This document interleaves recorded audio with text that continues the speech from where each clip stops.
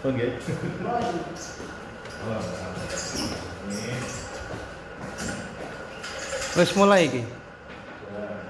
wis mulai Pak. Wis. Assalamualaikum warahmatullahi wabarakatuh. Alhamdulillah, selamat siang. Aku kan guys, yang waktu sebentar. Nah, ini saya dari tugas saya di modul 1.4 ini ada yaitu pembahasan tentang budaya positif di kurikulum pendidikan guru. Nah, budaya positif di sini diartikan yaitu sebagai budaya yang terbentuk dari beberapa kebiasaan, tingkah laku yang baik terakumulasi yaitu menjadi sebuah budaya positif. Nah, sebelum itu di sini di modul 1 ini kami sebagai guru penggerak mendapatkan ini materi yang pertama yaitu pemikiran Ki Hajar Dewantara. Nah, sementara selama ini yang kita tahu dari Ki Hajar Dewantara yang paling ing ngarsa sun tulodo ing medya mawon karso tuturi dan dayani. Padahal jauh dari itu banyak sekali yang perlu kita pelajari dan masih relevan sampai sekarang, yaitu pendidikan. Mungkin saya juga baru tahu di pendidikan budaya, yaitu pendidikan memberikan tuntunan atau menuntun terhadap kekuatan kodrat yang dimiliki oleh anak agar ia mampu mencapai keselamatan dan kebahagiaan yang setinggi-tingginya. Jadi bukan dilihat dari segi pendidikan atau pengajaran yang pintar, dia anak itu dididik untuk mendapatkan kebahagiaan yang setinggi. Oleh sebab itu, kita hanya dapat menuntun tumbuh atau hidupnya kekuatan kodrat yang ada pada anak-anak agar memperbaiki tingkah lakunya hidup, tingkah laku hidupnya ya, untuk tumbuhnya kekuatan kodrat anak. Namun tetap memperhatikan kodrat zaman dan perkembangan kodrat alam seorang anak. Di sini maksudnya kodrat alam itu alam sekitarnya. Jadi anak-anak ini tumbuh di Jakarta, di perkotaan dengan desa itu berbeda. Jadi kita harus menyesuaikan dengan lingkungan anak dan kodrat zaman. Kalau dulu mungkin kita dididik oleh ayah ibu kita ya. Jadi sekarang kan ada paradigma seperti ini. Enak ya mengulang anak zaman biar bilang itu karena waktu itu zaman itu belum ada disrupsi ya, gangguan yang masif seperti sekarang. Yang Bapak Ibu pegang ya sekarang apa? Itu gangguan yang luar biasa. Makanya kita harus lebih cerdas, lebih kreatif dalam mendidik anak agar anak itu berkembang sesuai dengan kodrat alam dan kodrat. Nah, ini budaya positif atau ekosistem positif. Kita ambil untuk perbandingan hidup tumbuh-tumbuhan seorang petani. Nah, ini ada yang keluarganya petani atau suaminya petani? Ada ya? Atau ayahnya petani? Petani tulen itu Pak. Alhamdulillah ini sudah dingin ya. Tumbuhan padi katakan ya bisa hidup tumbuh dengan baik kalau satu airnya tersedia, tanahnya bagus, subur, dan faktor pupuk pupuk. Nah ini ya kalau boleh diibaratkan anak itu sama dengan padi. Jadi lingkungan sekitarnya harus positif. Tanahnya bagus, berarti sekolahnya bagus, mesnya cukup dari keluarganya, airnya cukup dari gurunya juga bisa memberikan pengetahuan yang betul. Jadi anak itu bisa. Jadi perlu kita kondisikan anak-anak ini mendapatkan lingkungan atau budaya yang positif. Nah, jadi salah satu tanggung jawab guru adalah bagaimana menciptakan lingkungan yang positif, yang terdiri dari warga sekolah yang saling mendukung, saling belajar, saling bekerja sama, sehingga tercipta kebiasaan yang baik. Dari kebiasaan yang baik itu tumbuh karakter yang baik, dan dari karakter yang baik itu akan membentuk sebuah budaya positif. Di sini ada. Nah, dari budaya positif itu nanti, ini selaras dengan kurikulum Merdeka kita ya, yaitu ada 6 dari kita: bertakwa, beriman, bertakwa pada Tuhan Yang Maha Esa, berakhlak mulia, mandiri, bernalar kritis, kreatif, bergotong royong, dan kebinekaan global. Sedikit refreshing ya, biar agak tegang. Coba ibu-ibu, Pak, ini ya perintahnya sekarang kita refreshing sejenak. Perintahnya lakukan yang saya katakan. Yang ini kambing. Apa? Yang ini kambing. Kalau yang ini kambing, kalau yang ini sapi, dan yang ini kerbau. Apa? Yang ini kambing. Kalau yang ini sapi, dan yang ini kambing.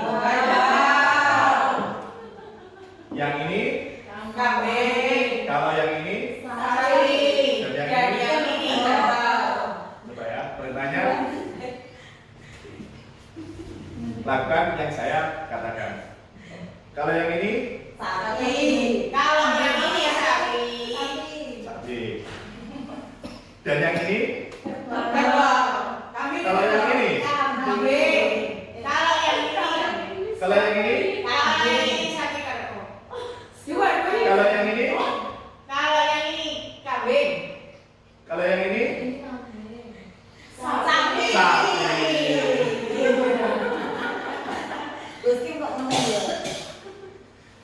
Ya udah ya. Nanti konsentrasi, ada yang bagus, ada yang memang jam-jam rawan. Oke. Nah, eksplorasi di sini ya ada 6 pokok di sini yang perlu saya sampaikan. Yang pertama, paradigma atau stimulus, bukan stimulus ya, atau teori kontrol. Lalu berikutnya arti disiplin dan 3 motivasi perilaku manusia. Ketiga, keyakinan kelas, hukuman dan penghargaan. Selanjutnya, kebutuhan dasar manusia. Kelima, posisi kontrol. Dan yang terakhir, segitiga restitusi. Dari sekian ini ada kata-kata yang masih baru atau baru didengar? Apa? Mas sudah paham ya? Kalau paham sudah selesai. Sudah selesai. Kita ini konsep disiplin dan motivasi. Nah ini coba garis mana yang dibaca? A atau B? A atau B? Panjang mana? A atau B? Garis hijau, garis hijau. Oh, kurang fokus.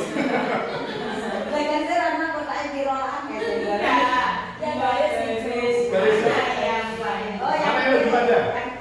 Yang B. Yakin? Oh, yang A atau B? Coba ya, buktikan ya. Lebih panjang mana? Sama ya? Loh, sama. Kok bisa beda? Kok kelihatannya beda? Yang membedakan apa? Nah, dari sudut pandang mana kita melihat? Nah, ini namanya Ilusi kontrol. Dari mana kita lihat dari sudut pandang? Ilusi, ya kalau di sekolah ya, ilusi guru mengontrol murid. Atau ilusi bahwa kritik membuat orang merasa bersalah dapat menguatkan karakter. Ilusi bahwa semua penguatan positif efektif dan bermanfaat. Atau ilusi bahwa orang dewasa memiliki hak untuk memaksa. Ini orang tua ya, terutama ya. Kamu harus ini, kamu harus ini. Pada anaknya ya, atau kita kepada murid. Yang pertama, ilusi guru mengontrol murid. Pada dasarnya kita tidak dapat memaksa murid untuk berbuat sesuatu. Enggak Bu. Jikalau murid tersebut memilih untuk tidak melakukannya, tapi bagaimana kita mengarahkannya ya? Walaupun tampaknya kita sudah mengontrol perilaku murid tersebut, hal ini karena murid tersebut sudah mengizinkan dirinya untuk dikontrol. Ya, jadi anak tersebut kalau open ya, bisa terus bahasa dia doknyeng, pas doknyeng sisa itu bisa kita mengontrolnya lebih mudah, diarahkan kemanapun saja. Teori kontrol menyatakan bahwa setiap perilaku memiliki tujuan, bahkan terhadap perilaku yang tidak disukainya. Kadang-kadang bawaannya ini bermain terus ya, ingin bersenang. Karena memang hakikatnya tadi yang disebutkan oleh diajar dia untuk mendapat kebahagiaan yang setinggi tingginya. Ilusi kritik, bahwa kritik dan membuat orang merasa bersalah dapat menguatkan karakter. Menggunakan kritik dan merasa bersalah mengontrol murid menuju identitas yang gagal. Okay. Mereka belajar untuk merasa buruk tentang dirinya. Mereka mengembangkan dialog diri negatif. Kadang dia ngomong, wah aku ini. Setelah dimarahin ya, pasti dia ada apa ya, dialog dalam dirinya. Minder, nah boleh kan. Kadang sulit bagi guru untuk mengidentifikasi bahwa mereka melakukan perilaku ini, karena kan di batin ya, sopo sih betul. Nah, seringkali guru cukup menggunakan suara halus untuk menyampaikan pesan. Ilusi bahwa semua penguatan positif, efektif dan bermanfaat. Penguatan positif atau bujukan adalah bentuk-bentuk kontrol. Segala usaha untuk mempengaruhi murid agar mengulangi perilaku tertentu adalah suatu usaha untuk mengontrol murid tersebut. Seterusnya ya. Berikutnya, nah ini yang mungkin kita sering lakukan ini ya, bahwa orang dewasa percaya bahwa mereka memiliki tanggung jawab membuat murid-murid berbuat suatu hal yang dengan yakini itu benarnya. Misalnya, ayo kerjakan ini, kamu tidak boleh ini ya. Ini bisa salah, bisa benar ya. Ini namanya ilusi. Nah, dalam menciptakan lingkungan positif, salah satu strategi yang perlu kita tinjau kembali adalah penerapan disiplin di sekolah kita. Nah, ketika mendengar kata disiplin, apa yang terbayang di benak jenengan? Apa kata yang terbenak pertama yang tersirat di benak jenengan? Kata tepat waktu, apa le? Mengerjakan tugas, tepat, apa le? Ya, memakai atribut sesuai dengan aturan. Apa disiplin seperti ini? Siap. Ini bentuk disiplin? Mungkin salah satu bentuk disiplin ya. Nah, apakah seperti ini? Kudu. Biasanya tentara ya. Angkatan ini terus apa ya? Siap sama perintah. Itu mungkin itu apa itu yang namanya disiplin? Apakah disiplin berarti marah-marah? Mendisiplinkan anak?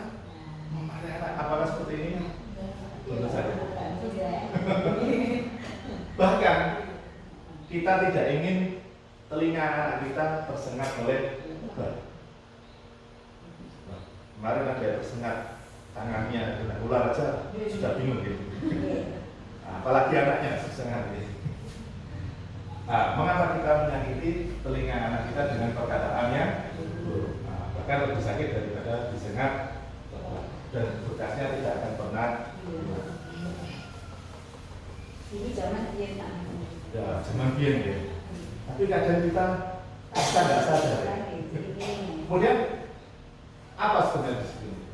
Nah, konsep disiplin, nah ini konsepnya kan. Kebanyakan orang menghubungkan kata disiplin dengan tata tertib, teratur, kepatuhan terhadap peraturan. Kata disiplin juga sering dihubungkan dengan hukuman.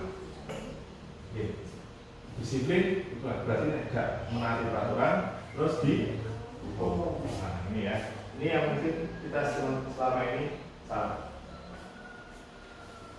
Padahal sesungguhnya berbeda, karena belajar tentang disiplin positif tidak harus dengan memberi hukuman.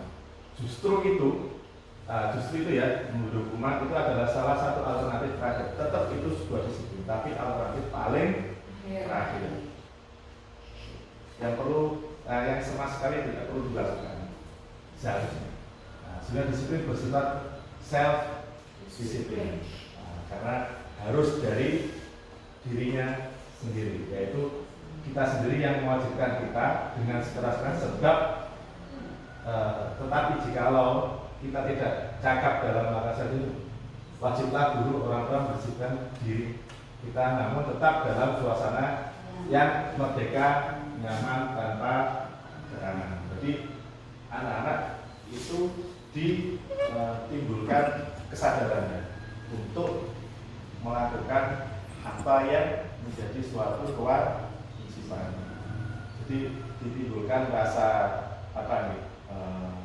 tanggung jawab terhadap dirinya sendiri untuk menaati suatu peraturan. Tapi nggak perlu kamu harus gini setiap hari, nggak perlu untuk misalnya setiap hari kita bereskan, ayo saya nggak beres, saya telat ini. Nah, mungkin awal-awal seperti itu gitu, tapi seharusnya dengan berjalannya waktu anak-anak itu timbul namanya self disiplin. Nah, pemikiran Gajah Dihantara ini tadi dibuat dari Gajah Dihantara ya, dengan sejalan dengan pandangan Diana Rosen dalam bukunya Restructuring School Discipline.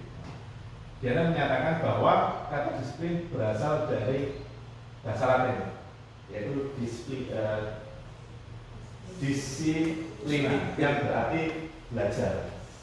Jadi disiplin itu memang belajar ya. Kita harus terus belajar ya, ada kata selesai. Untuk menjadi murid atau pengikut, seorang harus paham betul alasan mengapa mereka mengikuti suatu aliran atau ajaran tertentu. Jadi harus tahu, aku sekolah ini mau. Sehingga motivasi terbentuk adalah motivasi intrinsik dari dalam dirinya, bukan ekstrinsik dari luar. Jadi anak-anak ini dibentuk supaya disiplinnya, yaitu motivasi belajarnya itu dari dalam diri, bukan dari luar, bukan paksaan orang tua, bukan karena takut dimarahin guru, tapi bagaimana menimbulkan anak-anak ini sadar bahwa dirinya itu butuh. Tujuan disiplin positif adalah menanamkan motivasi pada diri anak untuk menjadi orang yang mereka inginkan dan menghargai dirinya sendiri dengan nilai-nilai yang mereka percaya. Jadi anak-anak nanti kayak brainstorming, kita beritahu semua, oh yang baik ini, yang buruk ini, yang baik ini. Kalau kamu mau seperti ini harus seperti ini. Jadi anak-anak biar memilih sendiri. Itu nanti menimbulkan motivasi dalam diri, bukan dari eksternal dia. Ketika murid kita memiliki motivasi yang tidak akan terpengaruh, memiliki motivasi akan berdampak jangka panjang. Motivasi yang tidak akan terpengaruh pada adanya hukuman atau hadiah. Dia akan tetap melakukannya meskipun tidak ada hadiah, meskipun nanti tidak akan dihukum hukum. Mereka akan tetap berperilaku baik, berlandaskan nilai-nilai kebajikan dan nilai-nilai yang dijunjung mereka dan mereka. Nah, selanjutnya setelah tadi budaya positif, sekarang kita beralih ke keyakinan kelas. Tadi saya sudah praktek di kelas 6, saya sudah sampaikan keyakinan kelas. Nah, keyakinan kelas ini mengapa tidak peraturan kelas saja? Kok harus keyakinan kelas? Padahal keyakinan kelas ini mirip-mirip dengan peraturan kelas. Kita memiliki peraturan, nah ini sebagai contoh nih. Kita nih memiliki peraturan di lalu lintas nih. Ada namanya undang-undang lalu lintas, yaitu menggunakan helm SNI. Terus ketika dengan jalan gitu ke Jombang atau ke Kertosono, secara di bawah alam sadar jenengan, kalau mau berangkat pasti mencari helm. Meskipun nanti peraturan itu tidak ada atau polisinya tidak menjaga, jenengan tetap memakai helm. Apa alasan jenengan pakai helm? Untuk keamanan, untuk keselamatan gitu. Nah, jenengan yakin dengan helm itu jenengan selamat? Oh iya benar.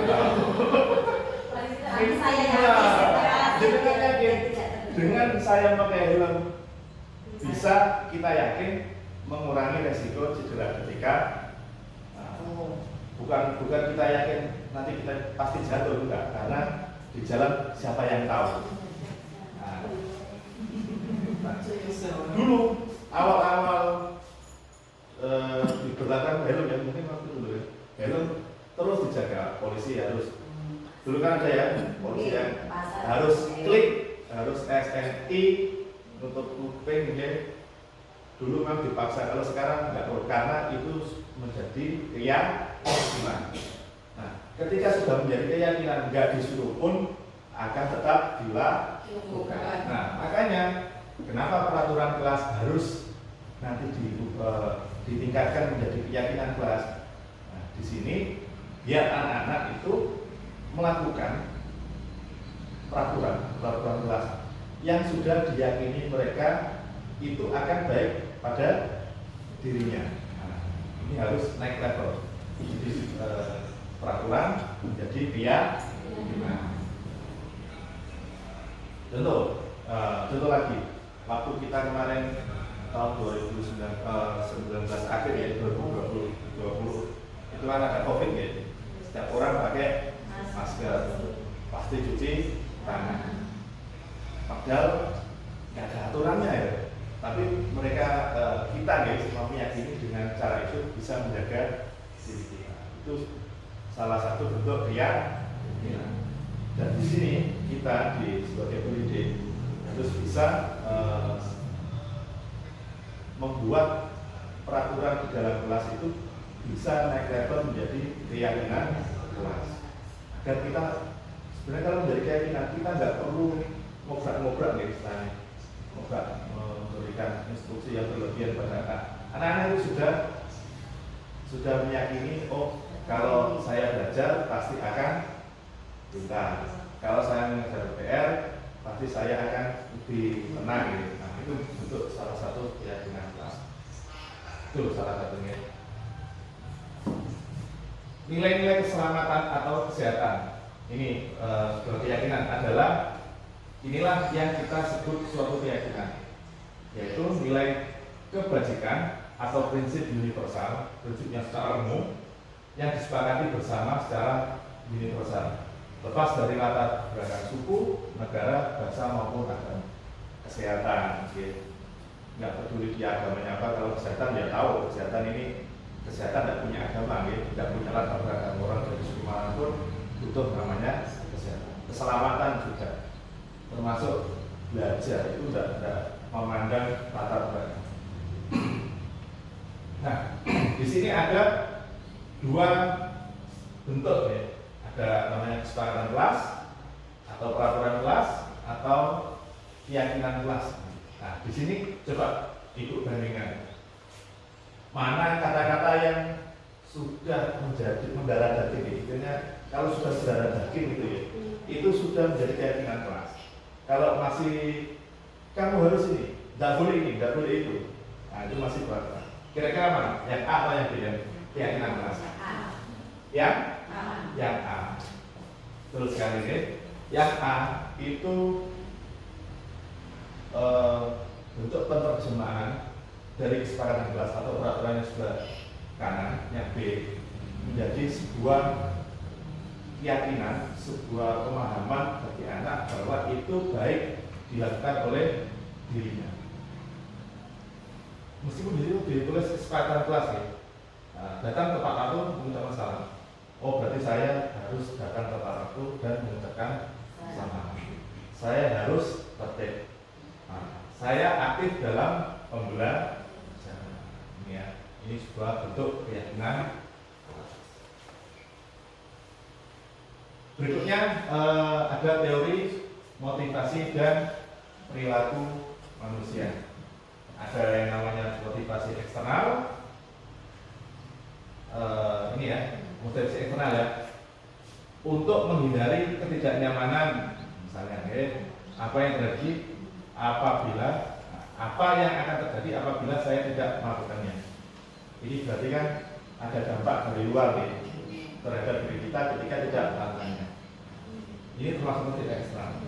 Untuk mendapat imbalan orang lain atau institusi, apa yang akan saya dapat apabila saya melakukannya. Nah, ini termasuk motivasi eksternal. Aku tak besok ini oleh jatah wakil mungkin ya. Arisan, aku tak coba bisik oleh arisan mungkin untuk menghargai dirinya, menjadi insan yang sesuai harapan. Saya akan menjadi orang seperti apa bila saya melakukannya. Ini motivasi disiplin yang positif. Ini yang timbul dari dalam diri kita. Ya, jadi motivasi ada dua, dari dalam diri dan dari berikutnya hukuman dan penghargaan. Nah ini ada hukuman dan konsekuensi. Nah, sekarang saya tanya, hukuman dan konsekuensi itu sama atau tidak? Hampir sama. Beda ya? Bedanya? Nah ini ya, hukuman sesuatu yang menyakitkan yang harus terjadi. Sementara konsekuensi sesuatu yang harus terjadi. Hukuman membuat anak sakit fisik maupun hati untuk jangka waktu yang lama. Konsekuensi membuat anak merasa tidak nyaman dalam waktu yang pendek. Hukuman anak membenci kedisiplinan. Konsekuensi anak menghargai disiplin.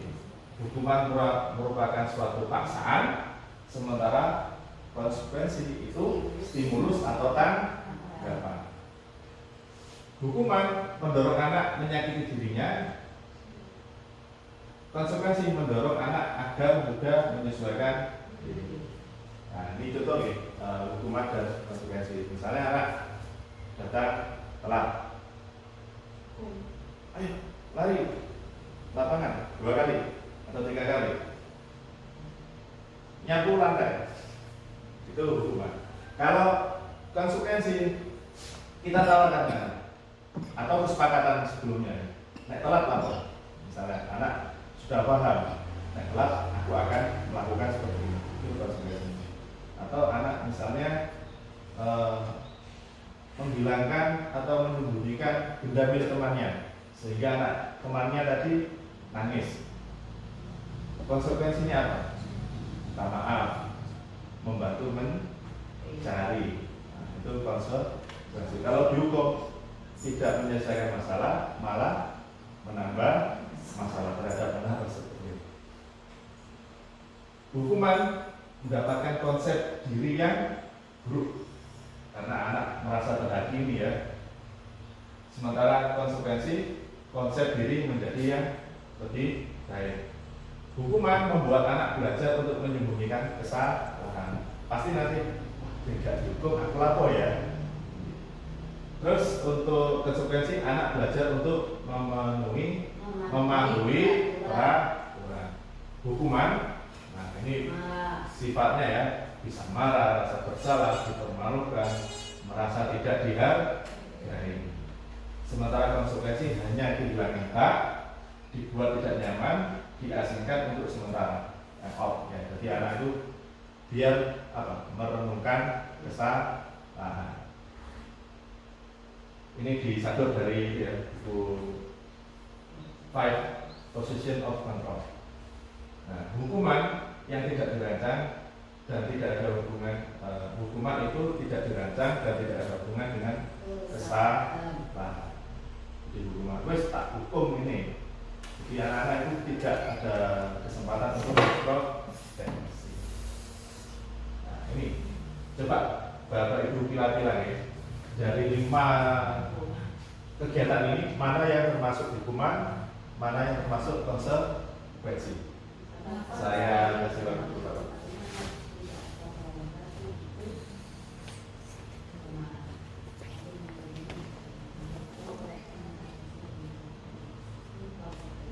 Nanti kita baca.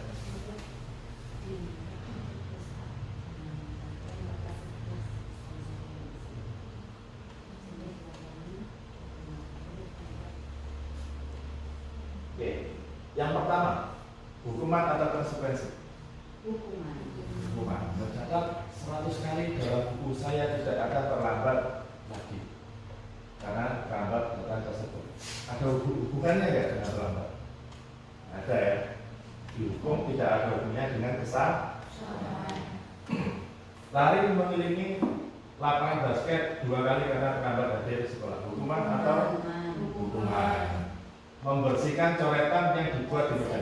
Konsekuensi. Ada hubungannya ya dengan perbuatannya ya. Nah, murid diminta push up 15 kali karena tidak menggunakan masker di sekolah. Hukuman. Mengganti kertas teman karena dicoret-coret. Konsekuensi. Ketika anak-anak mengganti kertas, dia kecewa. Pasti kecewa ya. Kok ganti? Tapi hanya sebentar. Karena dia juga mikir, saya berbuat salah, berarti saya harus memperbaiki. Berjemur di lapangan basket jam 12 karena ngobrol. Ini hukuman. Murid diminta bertelanjang kaki sepanjang hari. Nah, hukuman ya. Berdiri di depan kelas ini juga hukuman. Karena memang selama ini kadang kita sering melakukan hukuman daripada konsekuensi. Kira-kira bagusan mana? Hukuman atau konsekuensi? Konsekuensi ini membuat anak mengintrospeksi kesalahannya. Berikutnya di sini ada materi kebutuhan dasar manusia. Yang dengan ingat kebutuhan kita ada apa? Kebutuhan ada kebutuhan apa? Oh iya ini, ini saya Pak login dulu untuk LMS-nya. Bentar nggih.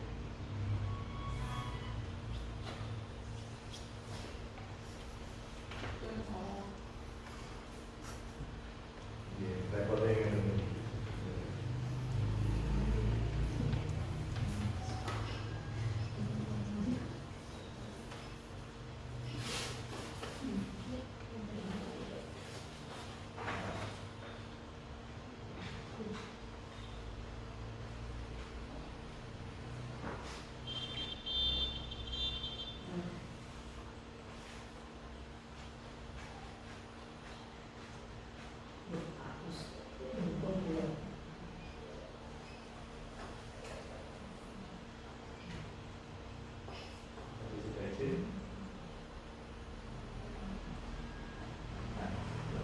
Ini kita masih ingat betul ya, ada kebutuhan primer, sekunder, tersier. Dan primer ini apa? yang harus sandang pangan ya, sandang sekunder ini ya setelah memenuhi, kalau tersier itu kemewahan, misalnya mobil, gelang 1 kilo, HP. Kalau HP sekarang kebutuhan primer ya, pokok ya. Karena kita hidup di zaman digital, kalau nggak ada itu. Iya, karena berarti kan kebutuhan itu menyesuaikan zamannya ya. Mungkin tempatnya nih, mungkin kebutuhan kita di Jombang dengan di Madura mungkin atau di daerah mana nggak sama. Ya dari MS dulu. Nah, ini kebutuhan dasar manusia dari tadi ya yang diklasifikasikan. Yang pertama yaitu bertahan hidup atau survival. Setiap orang pasti instingnya bertahan hidup. Makanya jenengan kalau pagi sarapan, nggak usul ya mangan gitu. Sholat mangan, gitu. Semua ya. Ini baik manusia, hewan maupun tumbuhan pasti. Berikutnya kebutuhan kasih sayang atau rasa diterima. Ini setiap orang pasti butuh. Untuk yang sendiri bisa mencari dengan orang tua, dengan saudara, dengan teman, betul. Atau rasa diterima, ya, karena kan nggak enak kalau dicuekin kan nggak enak. Enaknya kan enak dicuekin. Enak, terus. Berikutnya kekuasaan atau power. Lu nggak habis saja. Kita rasa ingin memiliki. Nah, misalnya rame ibu ya. Bapak kok belum kok malu dong, kekuasaan itu power ya. Ngatur. Nah, berarti kalau sudah mengatur, berarti kebutuhan akan kekuasaan itu ini. Dan berikutnya kesenangan. Fun, butuh setiap orang butuh. Makanya dengan ada ini ya, pasti menyisikan sekian besaran gajinya untuk dan yang berikutnya yang terakhir itu bebas. Mana bapak-bapak sering marung ya, itu mungkin ingin memenuhi kebutuhan yang terakhir ini kebebasan dan biarkan ya, tidak apa-apa. Loss atau istilah kerennya sekarang itu yang yang dibilang mungkin me time. Bisa dulu ya, itu kebutuhan me time. Bukan waktunya makan mie ya, tapi waktu untuk diri sendiri. Nah, sekarang kebutuhan bertahan hidup. Atau adalah kebutuhan bersifat fisiologis bertahan hidup, misalnya kesehatan, rumah, makanan. Komponen psikologis pada kebutuhan ini meliputi perasaan aman. Pokoknya dengan aman berarti itu termasuk kebutuhan bertahan hidup. Pasti semua orang ingin kebutuhan ini terpenuhi ya, makanya bekerja keras sampai direwangi ya. Kemudian pulang dilakoni sampai utang-utang untuk memenuhi kebutuhan ini. Rumah misalnya ini biar keluarga kita aman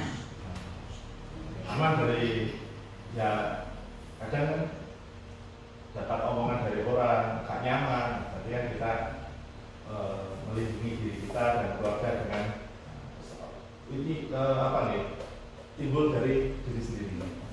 Berikutnya cinta dan kasih sayang, kebutuhan untuk diterima. Anak-anak memiliki kebutuhan dasar cinta dan kasih sayang yang tinggi. Biasanya ingin disukai, diterima oleh lingkungannya. Biasanya anak kelas 1 2 ya, terus ngibel dan ada boe, ada gurune. Itu kebutuhan dasar untuk diterima gitu. Rasa kasih sayang itu sangat tinggi. Memang semacam itu ya. Ibu-ibu gitu kan bapaknya. Ini yang kebutuhan rasa untuk diterima.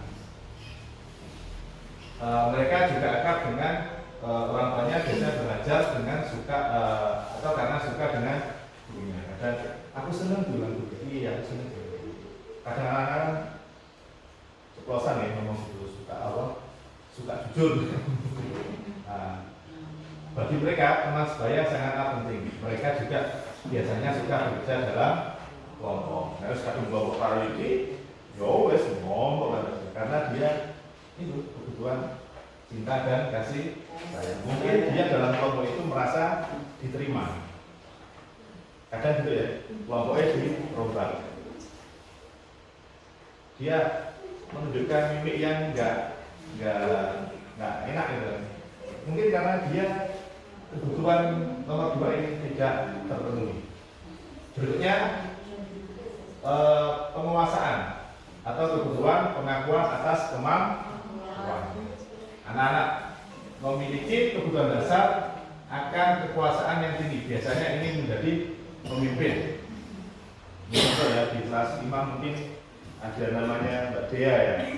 Dia itu tinggi sekali untuk menguasai temannya ya. Ayo nih ya, ketua geng biasanya. Mereka juga suka mengamati sebelum mencoba hal baru dan merasa kecewa bila melakukan kesalahan. Pasti, kalau kecewanya luar biasa. Kadang sampai menyalahkan temannya. Mereka juga biasa rapi, sistematik dan selalu ingin mencapai yang perfeksionis ya. Kebebasan. Nah, ini kebutuhan akan pilihan. Kebutuhan untuk bebas adalah kebutuhan akan kemandirian, memiliki pilihan dan mampu mengendalikan arah hidup seseorang. Anak-anak juga memiliki kebutuhan kebebasan. Ini yang tinggi. Menginginkan pilihan. Mereka perlu banyak bergerak, suka mencoba, tidak terlalu terpengaruh orang lain dan senang mencoba hal baru dan anak-anak suka ya bebas. Aku pengen ini, apalagi disuruh milih mainan atau antara main atau belajar, berarti dia akan milih hal yang dimana. Berikutnya kesenangan, kebutuhan untuk merasa senang. Anak-anak pasti ini kebutuhan dasar yang kesenangan yang tinggi biasanya ingin menikmati apa yang ia lakukan. Mereka juga konsentrasi tinggi saat mengerjakan yang dia senangi. Contoh, kalau game quiz fokus, maka dia senang. Tapi kalau belajar pasti nangis karena mungkin kesenangan. Tapi ada ya anak yang spesial, mau buku soalnya, tapi beda-beda ini. Nah, nih berikutnya ada posisi kontrol guru. Nah, dalam bukunya Jane Dawson mengatakan bahwa guru perlu meninjau kembali penerapan disiplin dalam ruang kelas ya. Selama ini apakah efektif, apakah berpusat memerdekakan dan memandirikan anak, bagaimana dan mengapa? Nah, melalui riset singkat, kita lihat ini. Ini contoh. Di kanal ini suaranya zoom tuh.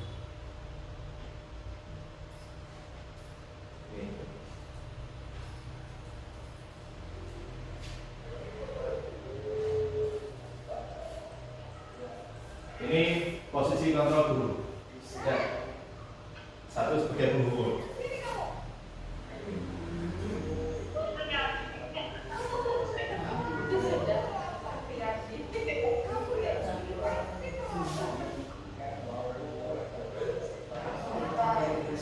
Waktu saya apa? Coba. Iso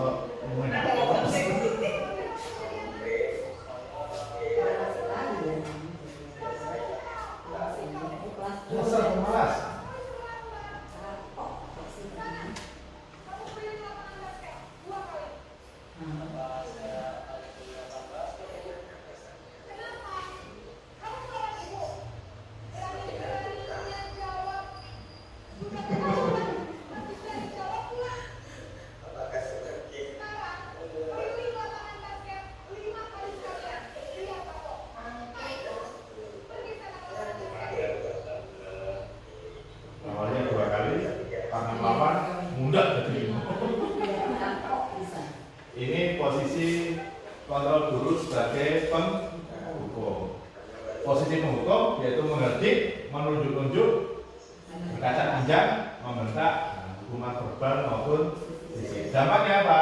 Murid menjadi pendengar, tidak menyukai guru mau atau pelajaran yang diampu.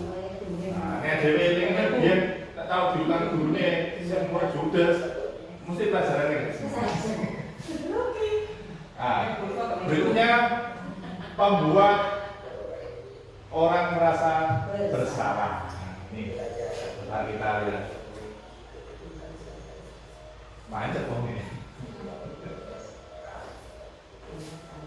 Guru BP ini.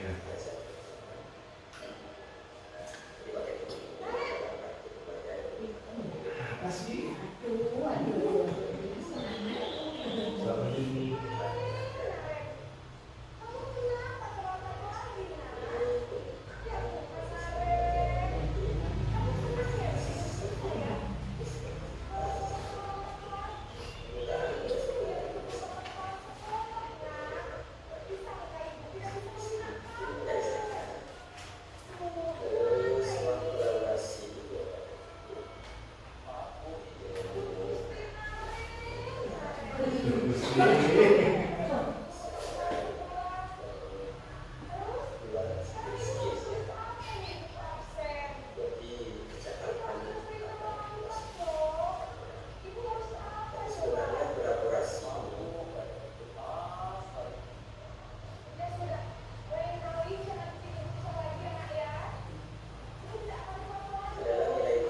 Mungkin bagus ya, tidak sampai menghukum kan. Tapi dia membuat anak merasa bersalah. Itu bisa jantungan. Bukan aku dicat kalau ini si pembuat, posisi pembuat merasa bersalah. Apa? Suasana cenderung melembut, lebih lembut ya dari pembunuh tadi. Nah, namun kata-katanya menyalahkan. Nah, guru menyatakan hal-hal yang merasa kesalahan ada pada murid dengan membuat guru menderita. Dampaknya apa? Membuat anak merasa bersalah, identitasnya gagal ya, rendah diri dan menarik diri dari lingkungannya. Berikutnya sebagai teman. Ini guru memposisikan diri sebagai teman. Kontrolnya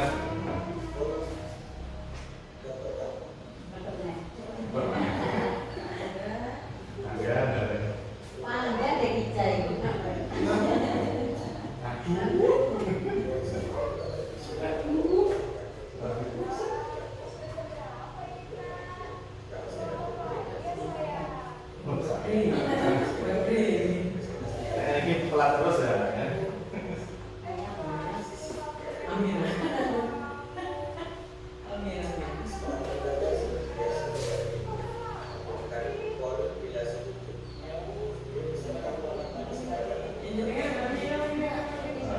Anak sudah mengungkapkan alasannya ya, kenapa dia terlambat.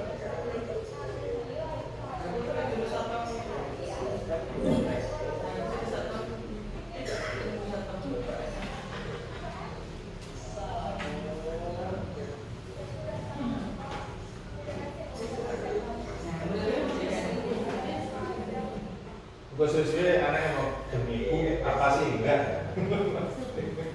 Ini posisi teman. Nah, suara guru akan paman, ya, cenderung bersedia gurau untuk menghangatkan suasana. Dampaknya apa?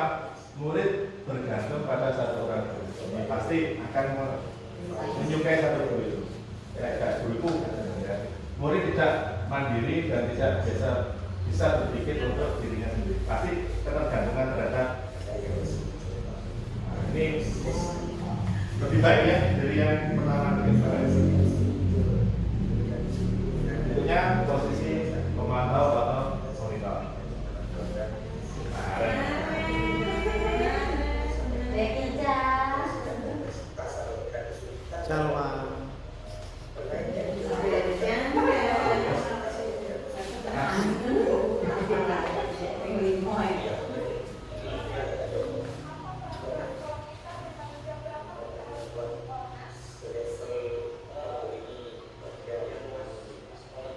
sudah menggali kesalahan, ya, tidak langsung ditujukan kesalahan. Dan bertanya tentang konsekuensi.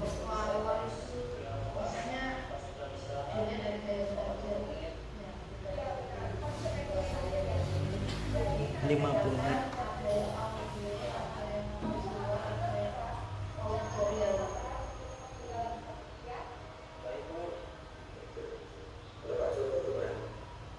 Nah, dari posisi pemantau atau seorang pemantau suara datang, tidak emosi, tidak bersenda gurau ataupun menggunakan suara yang tinggi.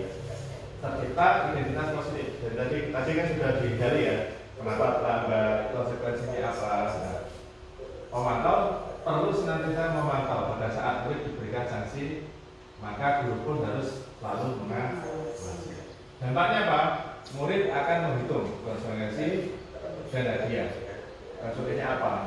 Tanpa memahami sepenuhnya nilai kebajikan yang dituju dan tidak sepenuhnya karena masih ada ketergantungan. Berikutnya posisi kontrol guru sebagai manajer.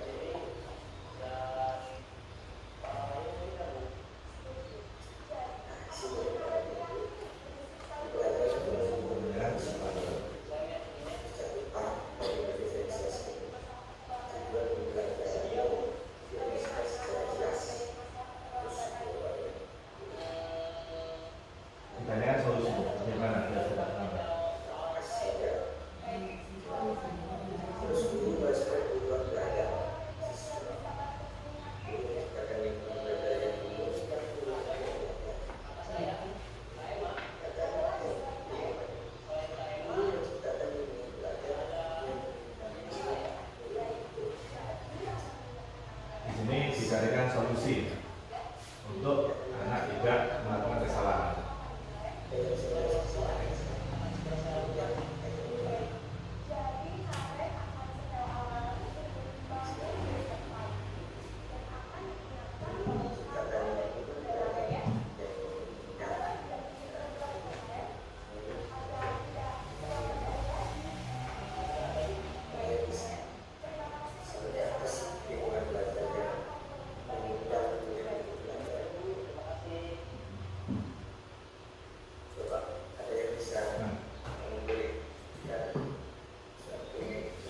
Suara manajer netral, tidak emosional,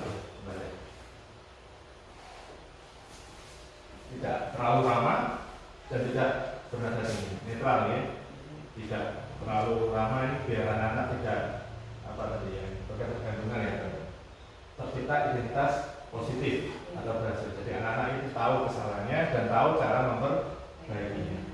Guru dengan tulus mengajukan pertanyaan bermakna agar murid membuka pikiran murid. Tadi kan tidak ada pertanyaan, kenapa terlambat? Terus kira-kira kalau terlambat nanti yang bisa membantu untuk tidak terlambat siapa? Tadi kan kakaknya ya, membantu membangunnya sebagai alarm ya. Dan guru membimbing murid untuk memecahkan masalahnya sendiri. Dampaknya apa? Murid menjadi mandiri, percaya diri dan dapat memecahkan masalah. Nah, dari tadi 5 posisi kontrol itu yang paling bagus mana? Sebagai penghukum, merasa bersalah, teman, monitor atau manajer? Nah, manajer ya. Kita sepakat ya, kita yakini itu ya. Nah, coba nanti barangkali nanti bisa kita praktekkan dalam keseharian kita di sekolah ini. Nah, dari salah satu tadi itu sebenarnya itu terjadi namanya segitiga restitusi, penghargaan dan hukuman, reward and punishment. Sebelum kita membahas mendalam penerapan restitusi, kita perlu bertanya dulu, apakah perbedaan hukuman, konsekuensi, dan apakah itu penghargaan? Hukuman ada tadi. Hukuman itu memberi sanksi saja, memberi dampak dari kesalahannya, tapi tidak ada hubungannya dengan kesalahan. Sementara konsekuensi itu tadi apa? Akibat dari sebuah kesalahan. Misalnya dia menghilangkan, berarti dia mengganti. Dan apalagi penghargaan ya apa? Pemberian dari suatu perilaku. Nah ini ada identitas sukses, ada identitas gagal dan identitas sukses. Nah, hukuman dan disiplin. Ini sedikit. Nah ini ya. Hukuman bersifat paksaan. Konsekuensi itu stimulus atau respons. Restitusi, teori, kontrol. Jadi anak ini dihukum tapi tidak merasa diberi konsekuensi tanpa merasa mendorong diri. Hukuman itu mendorong menyalahkan diri. Konsekuensi mendorong kepatuhan. Sementara restitusi mendorong disiplin positif. Hukuman memberi konsep diri yang buruk. Nah, konsekuensi memberikan konsep diri yang baik, sementara restitusi membuat konsep diri yang kuat. Jadi membentuk karakter yang lebih kuat. Oke. Kita baca. Hukuman itu dibuat guru, konsekuensi dibuat oleh guru dan murid atau anak, sementara restitusi dibuat oleh anak itu sendiri. Jadi anak itu istilahnya menghukum dirinya sendiri.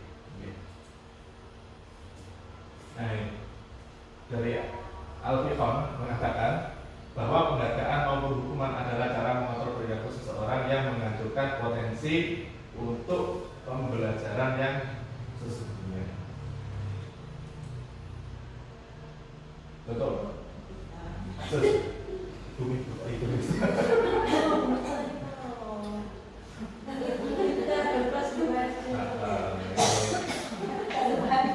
Itu tadi aja ya yang sudah. Menurut Horn, bukan PAM ya. Secara ideal tindakan belajar itu sendiri adalah penghargaan yang sesungguhnya. Penghargaan yang terbaik itu dari perubahannya yang baik.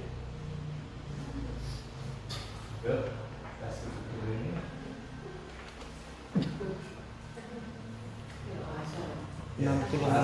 Nah ini kita langsung ke segitiga restitusi.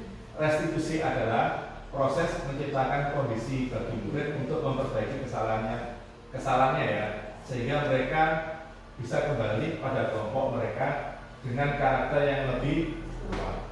Jadi ketika dia melakukan kesalahan, dia itu bahkan belajar dari kesalahan itu. Jadi anak-anak kan ada belajar dari pengalaman buruk maupun baik. Restitusi juga adalah proses kolaboratif yang mengajarkan murid untuk mencari solusi sebuah masalah ya, untuk membantu murid berpikir tentang orang seperti apa yang mereka inginkan, bagaimana mereka harus memperlakukan orang lain. Jadi dia ditumbuhkan kesadaran dirinya. Melalui restitusi, murid berbuat salah, guru menanggapi dengan cara yang memungkinkan anak untuk membuat evaluasi internal tentang apa yang mereka lakukan untuk memperbaiki kesalahan mereka dan mendapatkan kembali harga dirinya. Mungkin anak-anak melakukan kesalahan dia merasa bersalah, minder. Ada kan anak-anak aku salah terus minder. Anak-anak kita tidak menginginkan itu. Jadi anak-anak bisa belajar dari kesalahannya dan mengembalikan harga dirinya. Yang pertama ini menstabilkan identitas. kalau tadi dengan masih ingat percakapan antara ibu guru ya dengan Naren ya. Itu segini restitusinya itu ada di posisi manajer. Yang pertama menstabilkan identitas. Jadi anak-anak diberitahu, oh ya, kamu bukan satu-satunya orang yang melakukan kesalahan. Biar anaknya itu tidak minder ya. Bahwa melakukan kesalahan itu hal yang wajar. Tidak apa-apa, setiap orang pasti melakukan kesalahan. Lalu divalidasi tindakannya, yang salah itu divalidasi. Kenapa kamu melakukan kesalahan itu? Apa alasannya? Terus ditanyakan keyakinan kelas. Kira-kira kesalahan itu melanggar keyakinan kelas kita mana? Atau yang kita sepakati yang mana? Nah, jadi anak-anak itu digali untuk memperbaiki kesalahannya sendiri. Jadi bukan dari kita seperti itu ya. Ini segitiga. Jadi anak itu digiring untuk menggali kesalahannya. Misalnya anak terlambat. Tadi ya kemarin, kenapa kamu terlambat? Dan kita tidak boleh terlalu akrab ya, tidak boleh memposisikan diri sebagai teman. Digali kenapa terlambat? Mungkin malamnya main game. Oke. Kamu berarti kesalahannya main game. Kira-kira pos. Matikan. Di pos. Di pos. Oke. Nah ini contoh-contoh percakapan ya. Yang pertama yang perlu dilakukan dalam segi restitusi yaitu menstabilkan identitas untuk membuat murid yang merasa gagal karena berbuat salah ya, menjadi positif terhadap dirinya. Contoh-contoh percakapan yang bisa dilakukan, berbuat salah itu manusiawi karena manusia jadi beragama, manusia terlihat salah dan dosa ya, tidak apa-apa, tidak ada manusia yang sempurna. Bapak atau ibu juga pernah melakukan kesalahan. Ini contoh-contoh biar anak-anak tidak merasa bersalah. Berikutnya setelah identitasnya stabil, sudah tidak merasa bersalah, kita validasi tindakannya. Tindakan yang salah tadi dievaluasi, membantu murid mengenali kebutuhan dasarnya ya, yang ini dipenuhi ketika melakukan kesalahan itu. Tadi kan kebutuhan dasar kan ada 5 ya. Nah, dari kelima ini mana yang dia butuhkan? Misalnya bermain game di malam hari tadi kebutuhannya kan kesenangan. Pada dasarnya setiap tindakan manusia tujuannya untuk memenuhi kebutuhan dasar, apakah itu power, kebebasan, kasih sayang, kesenangan atau bertahan hidup. Percakapan yang bisa dilakukan oleh guru ya, mungkin kamu bisa saja melakukan hal itu yang lebih buruk, tapi kamu tidak melakukannya kan? Atau kamu pasti punya alasan mengapa melakukannya. Apa yang penting bagimu tindakan itu ya? Kamu boleh tetap berusaha menjaga sikap itu, tapi tambahkan sikap yang lain yang baru. Mau kamu belajar cara lain untuk mendapatkan yang kamu butuhkan, kita harus memukul, misalnya itu tukaran karo koncone. Nah, lalu menanyakan keyakinan. Oke, sebentar ya. Nah, dihubungkan dengan nilai-nilai yang sudah disepakati. Tadi keyakinan kelas ya. Apa yang kita sepakati? Nah, jadi anak-anak ini digali untuk menemukan solusi dari sebuah permasalahan. Dan terima kasih. Sekian dari saya. Mohon maaf apabila ada kesalahan. Assalamualaikum warahmatullahi wabarakatuh. Waalaikumsalam warahmatullahi wabarakatuh. Oke.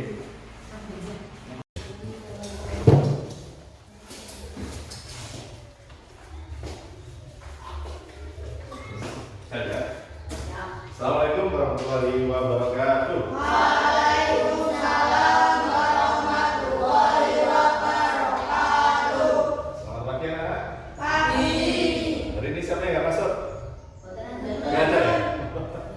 Kelihatan ya, 6 ya, bisa dihitung dengan jari.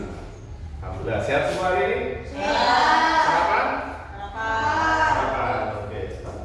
Buat nanti bekal ya, mulainya kita agak siang. Oke, hari ini Pak Taib akan menerangkan sedikit tentang keyakinan kelas. Pernah dengar?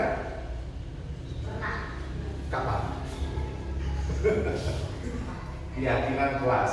Nah, keyakinan kelas itu mirip dengan apa? Peraturan Kelas. atau kesepakatan kelas. Jadi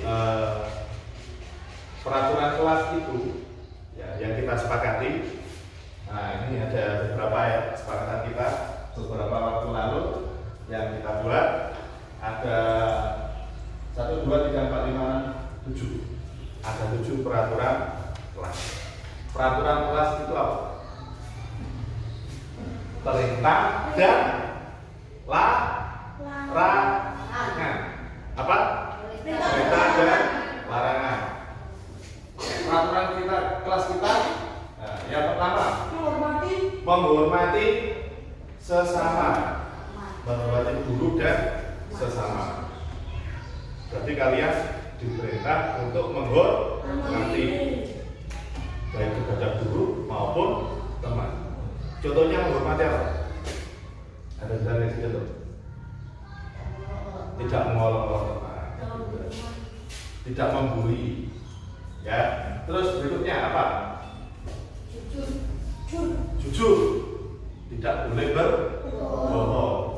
Nek guru garap ya wis garap ya. Nah, terus kehadiran, datang tepat waktu. Berikutnya partisipasi, kalian harus berpartisipasi aktif dalam setiap pelajaran. Dan ini salah satunya tidak boleh menggunakan ponsel. Ada yang bawa HP? Nah, dari peraturan itu pernah nggak ada yang melanggar kalian?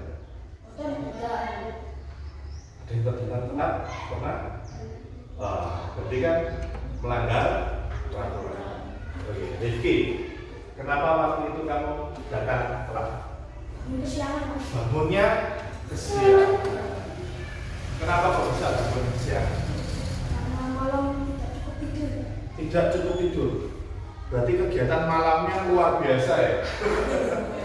Ada apa di malam hari?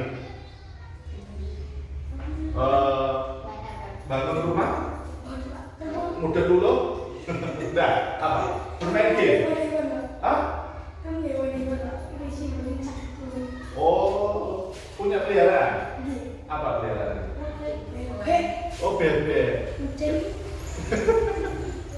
Berarti kamu belum tidur sebelum peliharaan tidur dulu? Oh, luar biasa ya. Tepuk tangan untuk itu. Punya banyak hal, termasuk ini buat kalian ya, pembelajaran. Kalian punya peliharaan, berarti kalian belajar bertanggung jawab. Iya, peliharaan itu kalau tidak kita bahasa Jawanya OPNG, tidak kita rawat, akan mati. Yang rugi siapa?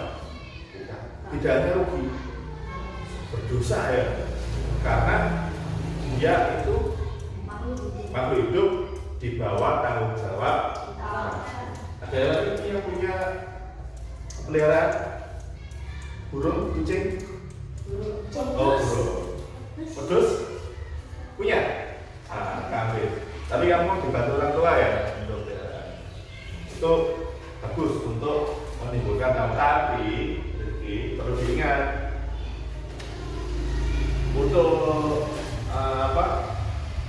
peliharaan ya, supaya kamu tidak dirugikan. Berarti kamu perlu mempersiapkan. Waktu itu kenapa kok sampai malam? Oh, bebek ini banter ya. Nah, mungkin nanti sebelum malam ya dijaga lagi kandangnya biar tidak berisik ya. Oke, terus, nah, peraturan kelas. Berarti Rifki pernah melanggar peraturan kelas. Dari peraturan kelas itu, kalau kalian semua sudah melaksanakannya, berarti kalian sudah apa? Bertanggung jawab. Sudah sah? sadar. Nah, dari kesadaran itu timbullah namanya apa? Keyakinan kelas. Nah, memang keyakinan kelas itu berawal dari kesepakatan atau peraturan kelas yang sudah menjadi kesadaran diri. Nah, kalian sudah sadar bahwa peraturan kelas itu baik untuk diri kita sendiri. Nah, dari peraturan, contoh ya tadi Mas Rifki datang telat, padahal di peraturan harus datang tepat waktu. Jadi kalian semua, tapi ini hanya itu ya, waktu itu ya beberapa waktu yang lalu yang telat ya. Dari keyakinan peraturan kelas itu, coba nanti kita belajar merubahnya menjadi keyakinan kelas. Contoh, tadi tidak boleh datang telat. Jadi keyakinan kelas kita apa? Datang tepat waktu. Kenapa datang tepat waktu? Karena kita yakin datang tepat waktu nanti berakibat baik untuk diri kita. Contohnya apa? Berakibat baik. Tidak apa tadi? Tidak tertinggal pelajaran. Nah, dari peraturan yang kita sepakati, kesepakatan kelas ini masa berikan, tetap sampai belajar menuliskan peraturan kelas yang sudah ada ini dirubah menjadi keyakinan kelas. Nah, ini Mas Rama. Nanti kita tempel dan kita dari keyakinan kelas ini akan tulis ya. Jadi keyakinan kelas kita dan kita sepakati bersama selama setahun ke depan. Ayo. Tulis keyakinan kelas apa yang perlu kita terapkan di kelas kita.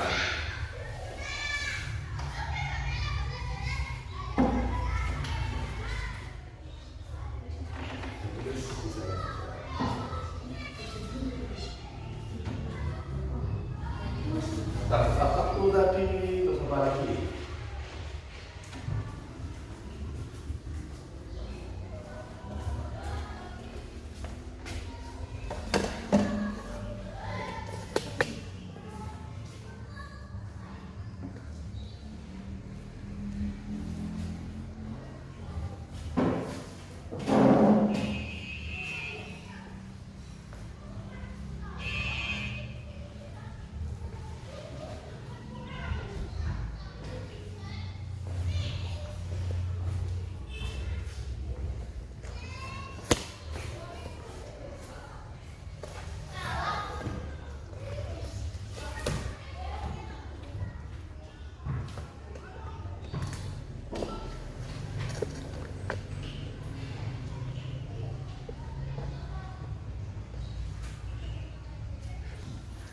Sudah selesai?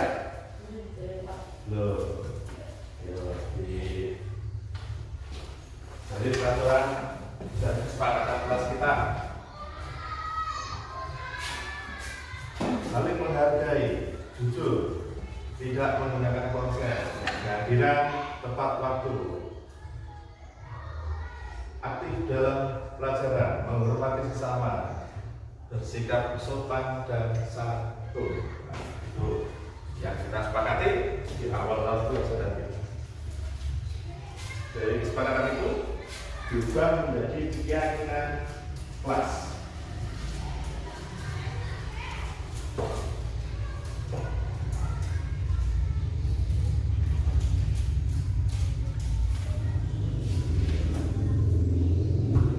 Apa lagi? Bisa dilihat di bawah.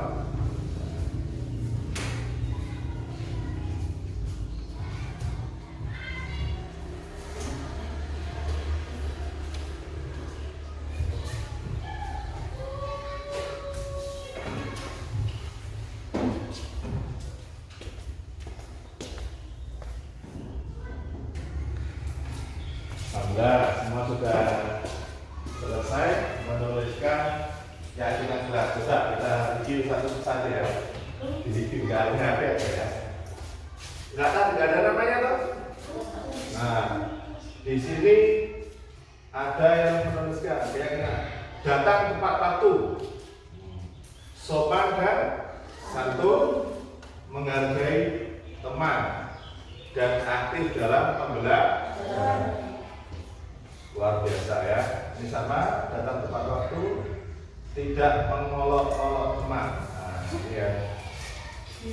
Tidak mau. Nah, saya ubah sedikit ya. Untuk keyakinan kelas itu menggunakan bahasa yang positif.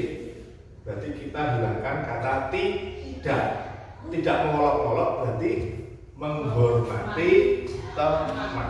Nah, tidak apa-apa, karena kita belajar. Salam ya.